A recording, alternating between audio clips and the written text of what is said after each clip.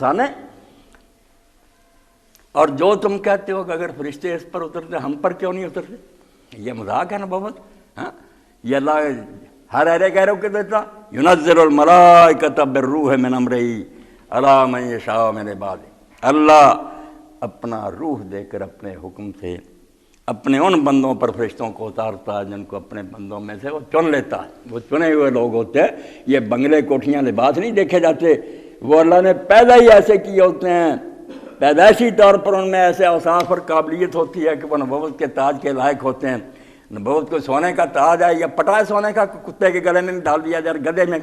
یہ نبوت کو بہت اعلیٰ اوصاف کے حامل لوگ پیدا اللہ کرتے ہیں، ان کو دی جاتی، چنے ہوئے لوگ ہوتے ہیں.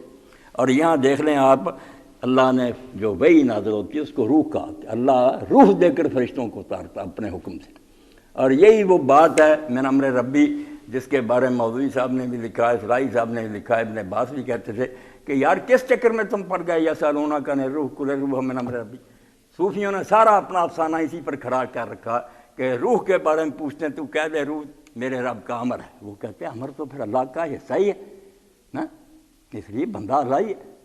بھائی وہ کہتے ہیں نامرادو یہاں روح وہی ہے تو قرآن جگہ جگہ کہتا ہے نا کہ فرشتوں کو روح دے کر اتارتا ہے. جیسے جسم میں جان آ جاتی ہے روح، تو یہ جسم جو ہے باڈی یہ زندہ ہو جاتی ہے.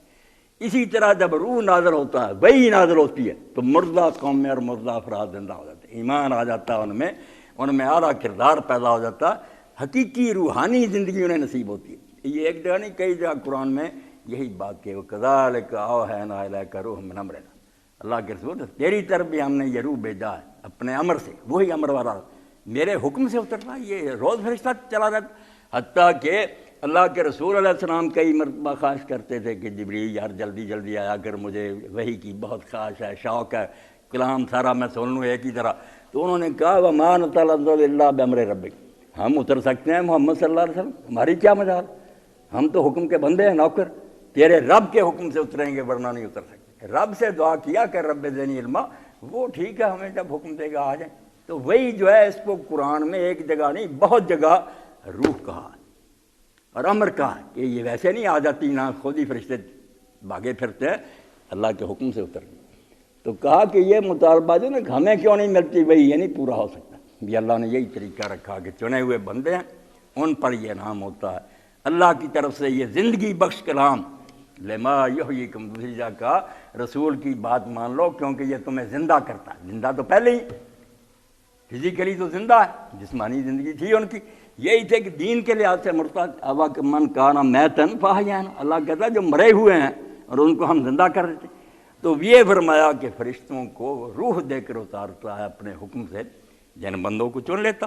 تو لے کر وہ کیا بات آتے ہیں، فرما دیا یہ سورہ انبیاء میں بھی یہود میں پڑھیں، ایک ہی نقطہ جہاں جنگ برپا ہو جاتی ہے. نیکی کی باتوں کو کوئی برا نہیں کہتا، آپ بھی 1000 بار روز کریں خوش ہوں گے. جب توحید کی بات ہوگی آگ لگ جائے. جس کا جہان ہے اس کا ذکر نہیں کرنے، کہتے ہیں اللہ کا ذکر نہ کرو یار، تم کہتے ہو اکیلا ہی اللہ.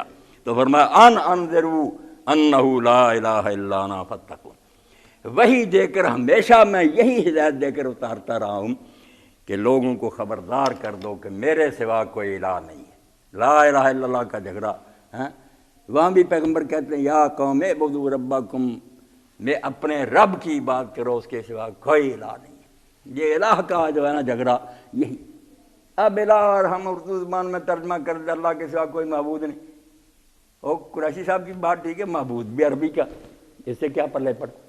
الہ بھی عربی کا تھا، معبود بھی عربی کا. پوجا نہ کرو، لوگ پوجا کرتے ہیں یہ ماتھا ٹیکنا کو نظروں نے بس قصہ ختم ہو گیا. الہ کون ہے؟ صاحب اقتدار، جس کے پاس حکومت حاکم ہے. الہ کا اصل معنی یہ، اس لیے فرمایا اس کے ساتھ کوئی حاکم نہیں. اب حاکم ہے جب سلام بھی اس کو کریں گے، اس کے سامنے سجدے کریں گے، اسی سے مانگیں گے. جب کسی دوسرے کے پاس اختیار ہی نہیں، مانگیں گے کیا کی، اور اس کا حکم بھی مانیں گے، زندگی اس کی اطاعت کے مطابق گزاریں گے. یہ دو حصے نہیں کر سکیں کہ پوجا کے لیے مندر میں اور مسجد میں چلے جائیں اور زندگی گزارنے کے لیے منمانی کرتے ہیں. اس کو لبرلزم کا یہ شرک. اللہ معطل ہو گیا کہ مسجد سے نکلتے بس بے دخل ہے تو ہماری زندگی سے، فرمایا کفر ہے، شرک. وہ حاکم ہے، مختار ہے، اسی کا اقتدار اور حکومت ہے، اس کے سوا کسی کی حکومت نہیں۔ فاتقون، اس لیے کسی سے نہ ڈرو، کسی کا خیال نہ کرو، مجھ سے ڈرو، میرے احکام کی اطاعت کرو۔ تو اللہ کی توحید، اس کی اطاعت اور بندگی اور اس کی نافرمانی سے بچنا، یہ نچوڑ ہے خدا اللہ تعالیٰ کے پیغام